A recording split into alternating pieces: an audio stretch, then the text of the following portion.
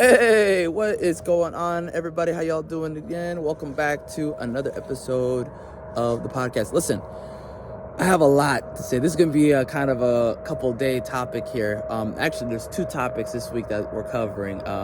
Fear, and of course, the other topic of the other topic, which is what we're going to be talking about today, which is the underground. Okay, look, last week I said Hollywood is over. And that's true. It's over, bro. Like, is it over, bro? Yes, it is over, bro. Like, if you're looking for good fantasy, good sci-fi content that is, wholesome, all-American, that isn't bad for you, not toxic content, it's over. Like, you have to go look for the underground. You have to look for people who are, grassroots creators, independent creators, people who are making things that they're passionate about, okay?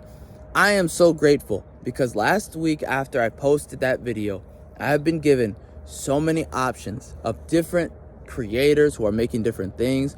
People have constantly been sending me stuff. I love it. I'm actually humbled. I have no shortage of things to watch or read or anything, like even listening, like audiobooks. It doesn't stop. It's a non-stop, funnel of stuff, and old stuff too. Like I was getting the Shadow audiobook recommended to me, and you could, let's be honest, you can watch that stuff on YouTube for free. People are literally narrating content out of their own time because they're passionate fans of that stuff. Again, this is for content if you're looking to not consume mainstream stuff that is toxic. You're trying to look for stuff that's wholesome, that isn't going to leave a bad, stain in your brain. Because I was, no joke, I was getting sick, bro. I was legit left with a bad vibe every time I would be reading one of this stuff. And you're supposed to be escaping. What happened to escapism? Listen, if I want to consume politics, you can watch the news. You can go read, political, theory. They can't even give this stuff away for free. They know it's that bad. The news is giving it for you for free and people don't want it. That's how toxic this content is.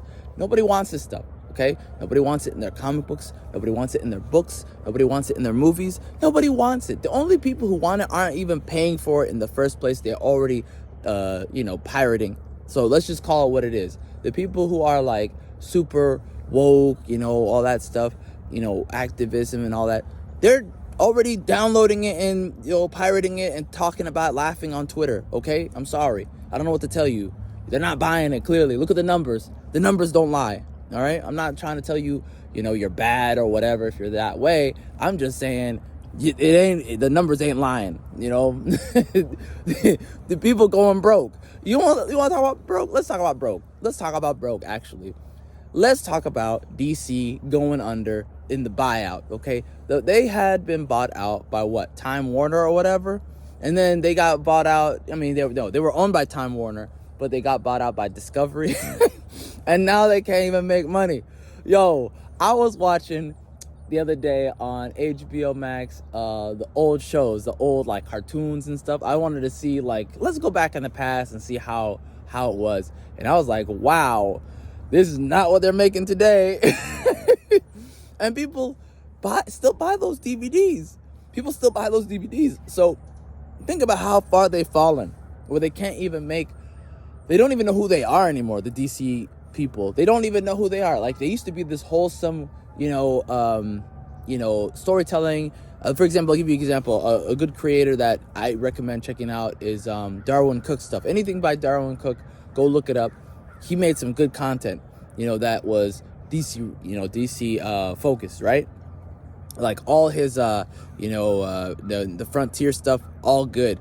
Again, that's wholesome, very American, very almost nostalgic, but not really. It's kind of how could you be nostalgic if you're the actual thing, if you're putting up the actual thing? Nostalgia is more we kind of wish we could go back, but he actually was going back by doing that content. The content was actually as good, if not better, than what was back then, what was out back then.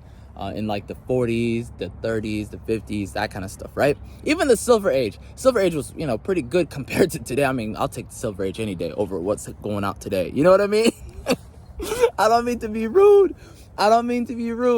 But again, my point is the content in the past clearly worked. It was affecting people in a positive way because they kept purchasing it. It's not the technology that's stopping these companies from doing like good content. It's not, because I see people who are independent adapting to the marketplace and they're making good money. Okay, if you're good, you're gonna make money. I'll give you an example. Somebody who's making content that's reminiscent of the past but isn't like exactly the past is like One Punch Man. Look at One Punch Man. How are you going to tell me, oh, we can't go back to the past, it's no good, bro, oh my God, it's over, dude, when One Punch Man literally exists? I'm like, what is this guy? Don't even know English, okay? Let's assume, I'm pretty sure he don't speak English. Well, this guy, he don't even know our language, and he's doing the spirit of the content better than y'all. Like, what, huh? What are you doing? What's wrong with you people? I don't understand how he's not in the culture and he's doing better than you, and you in the culture and you making excuses about the technology. Are you kidding me? What are we doing here? What day is this? It's never been easier in America to make good content that's reminiscent of the American spirit, that gets people to be, to be happy. I mean, just tell a story. That's all you got to do. Tell a good story. That's it. It's not that hard. There's a beginning, there's a middle, there's an ending. Do you have to go back to storytelling 101? Then so be it. Take classes, There's no shame in that. I don't think there's any shame in it, as long as the result you got is good results. I don't care if you have to go. It's like if you're trying to learn to swim. Do you think it's shameful if you're old and you have to learn how to swim? I don't personally think so, as long as you learn how to do it, right? That's the same thing. You have to be honest with yourselves. Are you good at this? Okay, you're not. Okay, let's go learn how to be good at it. Let's go ahead and start with some smaller characters and then build out from there, okay? You build your way up to the big stuff that's harder to do. Like Superman. Superman's kind of hard to do now, right? To make it like believable, to make it like something people like, it's harder because it's Superman, right? He has limitations, right? So focus maybe on somebody else who's like a lot more limited, not Batman, because Batman's everywhere. People are sick of Batman, be honest with you. I like Batman, but there's more mediocre Batman now than there is not mediocre Batman. So you're probably not going to make that many sales. Pick a different character, right? Somebody who doesn't get that much focus, Booster Gold or something. That's just an idea. I'm not saying don't do that. Maybe the question, if you're good at like telling a story that has conspiracies in it, if you're that kind of person who's like reading up on conspiracies and stuff like that, like I am, then you can just do the question or something like that, right? There's so many options. There's a world of characters you can do. Anyways, imagine being DC is what I'm trying to say, and they can't even get that basic stuff done. Can you imagine that? It's so embarrassing. Anyways, what do you guys think about that? What would you actually do with DC? That's a better question. What would you do if you were the owner of DC? If you own DC and you could tell stories, what would you do? What kind of stories would you tell? Tell me in the comments, and I'll see you next time. Take it easy.